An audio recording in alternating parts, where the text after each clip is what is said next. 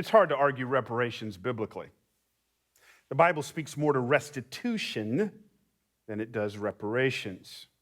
Reparations is more governmental in focus, while restitution is more individual. The concept of restitution is seen in several places. For example, in regards to a person who has wronged another, God says this in Numbers chapter 5, he shall confess his sin that he has committed, and he shall make full restitution for his wrong. Watch it now, adding a fifth to it and giving it to him whom he did the wrong. Notice that he not only has to pay it back materially, but has to add interest to it. This is telling, because restitution is so much more than giving back what was taken. It is more so about acknowledging that if I had not taken what I did, you would have been further down the road, thus interest. The closest thing we get to governmental reparations in the Bible is Exodus 12. Here, the nation of Israel had been in slavery for over 400 years, and it's finally time to leave, but God doesn't want them to go empty-handed. Look at what happens. The people of Israel had also done as Moses told them, for they had asked the Egyptians for silver and gold jewelry and for clothing, and the Lord had given the people favor in the sight of the Egyptians, so that they let them have what they asked. Thus they plundered the Egyptians. No, this wasn't something Egypt voted on in an effort to right the wrongs. It was done person to person, and God gave them favor. But the point is clear. After centuries of slavery, God didn't want them to go from bondage into freedom empty-handed. What's more is the New Testament. Now, the closest text in the New Testament on reparations is Luke 19, again, in the story of Jesus and Zacchaeus, who, as we just said, was over a system of injustice. Well, you know the story. Jesus invites himself over his home, and Zacchaeus says, you know what, Jesus, I've wronged a lot of people, and saying I'm sorry is not good enough, so up to half my goods I will give to the poor, and those whom I have defrauded, I will restore it back to them fourfold. Hear the interest? Jesus responds by saying, today, salvation has come to your house. In other words, restitution is a gospel indicator light authenticating one's salvation. I know, Zacchaeus is not paying back for things his great-grandfather did. He's seeking to materially right his wrongs. But nonetheless, hear it now. The spirit of the New Testament is to always go above and beyond the law. The spirit of the New Testament is never, what can I get away with? Or what's the bare minimum? But the spirit of the New Testament is, what leap should I take to right the wrongs? Because that's my brother, that's my sister. So for anyone to look at the plight of African Americans historically and merely shrug their shoulders and say, not my problem, is a person who just doesn't get the spirit of the Gospels nor the New Testament. While the Bible gives us a framework for thinking through reparations, I think the best case for reparations is actually in our own Constitution and history. We are told in the Constitution that one of our inalienable rights is the pursuit of happiness. Black folks have been denied this for so long that we have settled for just being people who matter. Like saying Black Lives Matter is controversial, and we haven't even gotten to the constitutional part which says Black lives should be happy.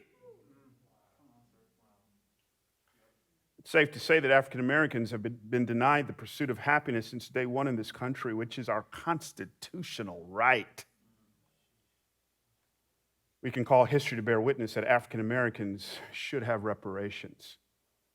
When I lived in the Bay Area, I was shocked to discover that the Fillmore, known at one time as the Harlem of the West for all of its African American residents, was originally a Japanese community in San Francisco. Shortly after Pearl Harbor was bombed, Asian hysteria flooded the country, and ultimately over 120,000 people of Japanese ancestry were pulled from their homes and sent into internment camps. The Fillmore now was vacated and given to the rising population of African Americans. Just think of that. They just gave Japanese homes to Black people.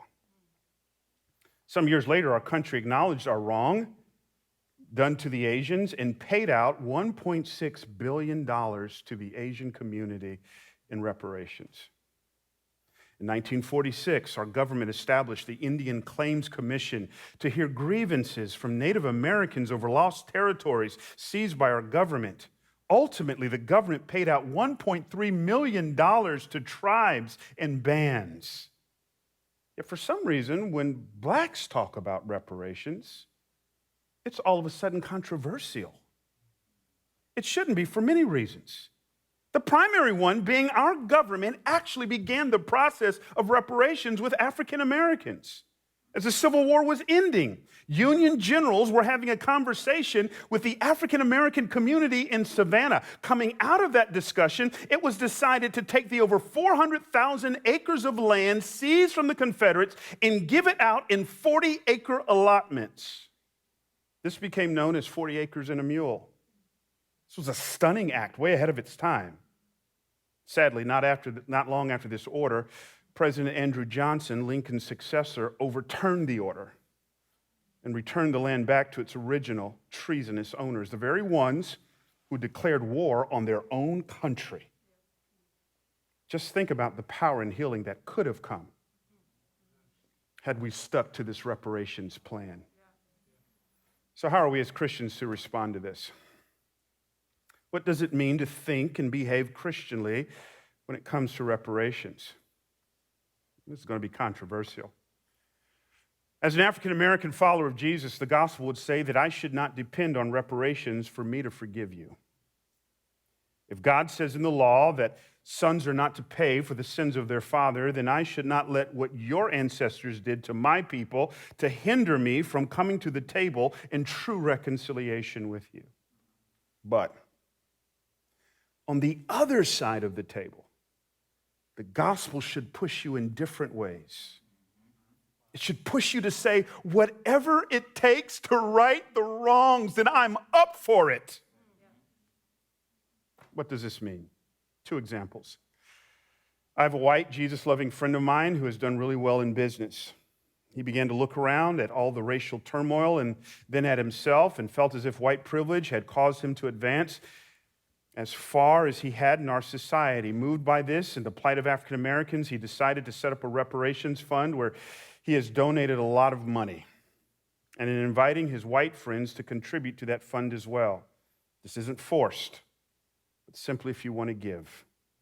The fund is made up of many causes that will directly benefit the African American community, one of which being the United Negro College Fund. He's asked me and other black pastors to help him think through this fund.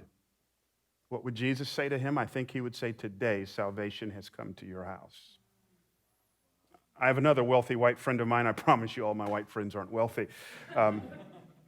Whose grandfather started a very well-known hotel chain. Playing golf together one day, he said he was troubled that for years in the early days of the business, blacks could not stay at these hotels. Now he's living off of his grandfather's money while trying to push the business forward. What is he to do? He has decided to focus much of his real estate efforts in impoverished communities, helping poor African American women to get affordable housing along with developing businesses which would benefit them directly without gentrifying those communities. What would Jesus say to him? Today salvation has come to your house.